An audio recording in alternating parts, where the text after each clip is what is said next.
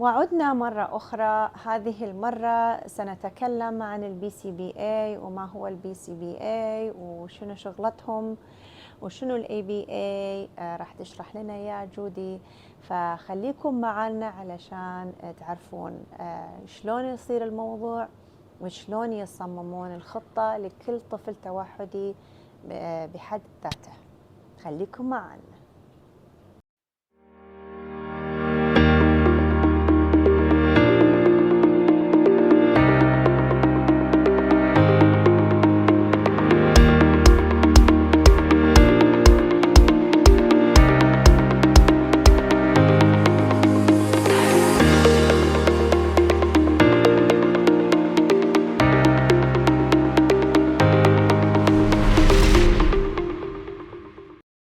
السلام عليكم ورحمة الله وبركاته. مرحبا بكم في كوكب التوحد المرح. معاكم يلدا. اليوم جابت لكم خبيرة في التعامل مع أطفال التوحد، وهي تصمم برامج وهي مشرفة على حالة بنتي، فراح نسوي كذا حلقة معاها بإذن الله. خلينا ندخل في الحلقة على طول.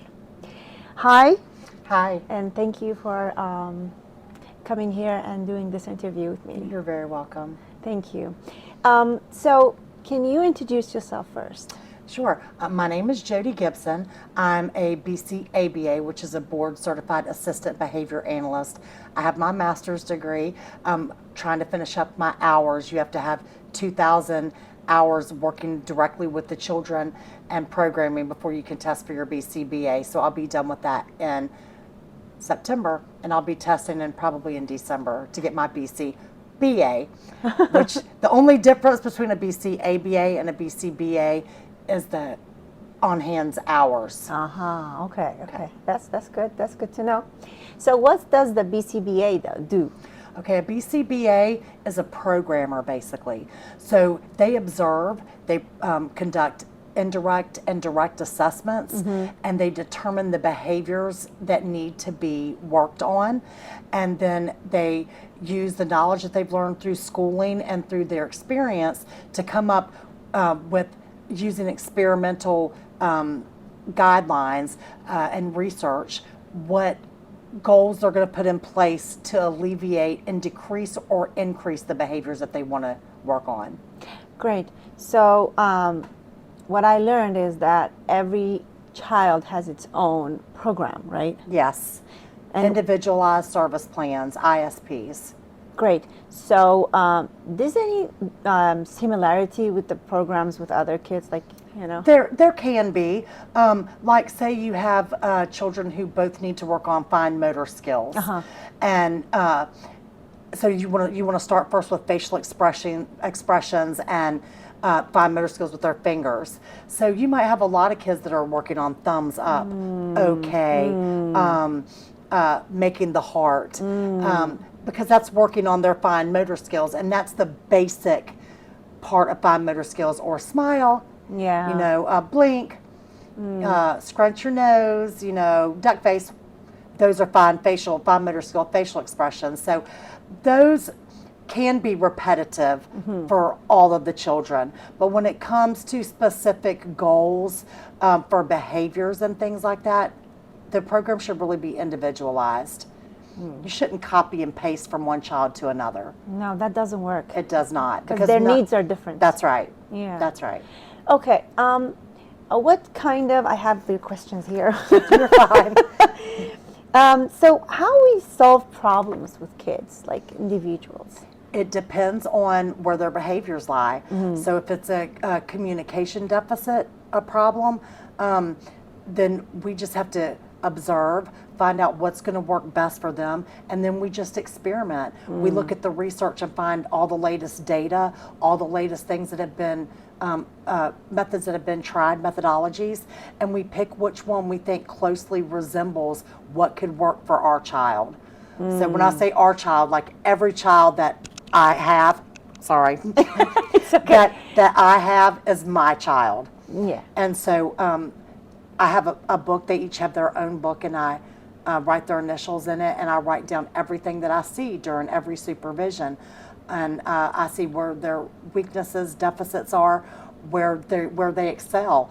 And so in order to solve that problem, I have to look individually at that child and see what would be the best road to take to solve it. Ah, so it needs tactics. It does. It does. It's not like, oh, well, this worked for this kiddo, so let me try it on this kiddo. You can do that. I don't. I try to individualize it per child and get to know them and see what's going to work for them. So you need to be creative. You have to think outside the box. True. Because when you think about it, most autistic children, 90% of them statistically have ADD. So the wheels in their mind just rolling. Okay. You have to be able to slow those wheels down. So in order to do that, you have to think outside the box and figure out what's going to work to slow that down. Like say, for instance, you're trying to teach a child to talk, just to say hi, or to wave hi, or to say hi. With one kiddo, shaping might work. Say hi, that might work with them. With the next child, it might not. Yeah. So you might have to go to waving hand over hand first, and then move it up, step by step. So you just have to know your child individually, inside and out, and what's going to work for them. Good. That's nice and interesting. So, what methods are used in ABA? Everything. That's what I know. Everything. It can be just because ABA is experimentation, right?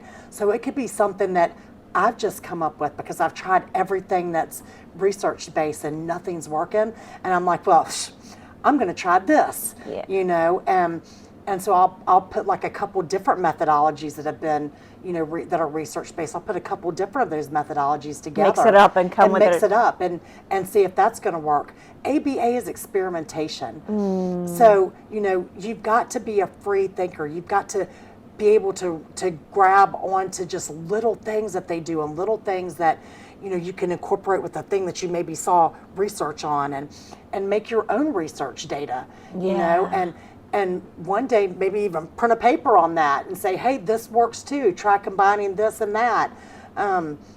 You've got to think outside the box. Yeah. You have to. There is no method. I always say I have a method to my madness. I have a method to my madness, because I know the child and I know the methodologies, the basic methodologies, and then I just start as super slow and super low as I can and just work up increment by increment until I get them where I need them to be. And sometimes they plateau. Yeah. You know, and then you back to the drawing board again. Yeah, true. That's happened a lot. And that's what I tell the mothers, be creative. You have to. And find the stuff that attracts the child and start building from that part. Like if they like water, if they like, That's right. blocks, just start from there. That's right. Especially, and the younger they are, that's a perfect methodology, because say you're trying to get the child to, you know, they can talk because they're over there mumbling the colors of the blocks when they're playing with them. Yeah. They love the blocks. Well, instead of sitting them down with flashcards and saying, what color is this? What Yeah. color is this? Boring, right? Yeah. They're playing with their blocks.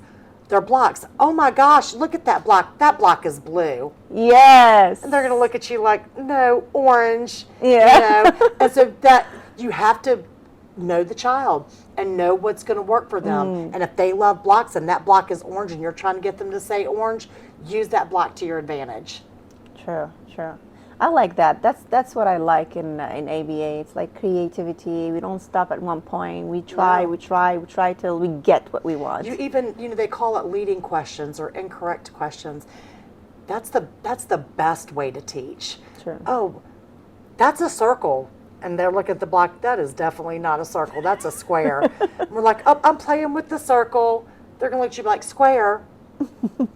You know, and so that makes them, it's almost as if they're trying to have a conversation with you, which is building their intraverbal skills, which is the ultimate goal in communication, is to build intraverbal skills so that they can have a conversation. So leading questions. Yeah, that's great. Okay. الحمد لله على النعم التي لا تعد ولا تحصى وعلى النعم التي لم ندركها بعد. شكرا لمتابعتكم هذه الحلقة. أتمنى أني قدرت أفيدكم، لأني أنا بنفسي استفدت كثير من هذه الحلقة. لا تنسون الشير واللايك والسبسكرايب علشان هذه الحلقات توصل لأكبر قدر ممكن من الناس، عشان يستفيدون من المعلومات المهمة ويصير عندهم وعي. شكرا للمتابعة، مع السلامة وإلى اللقاء.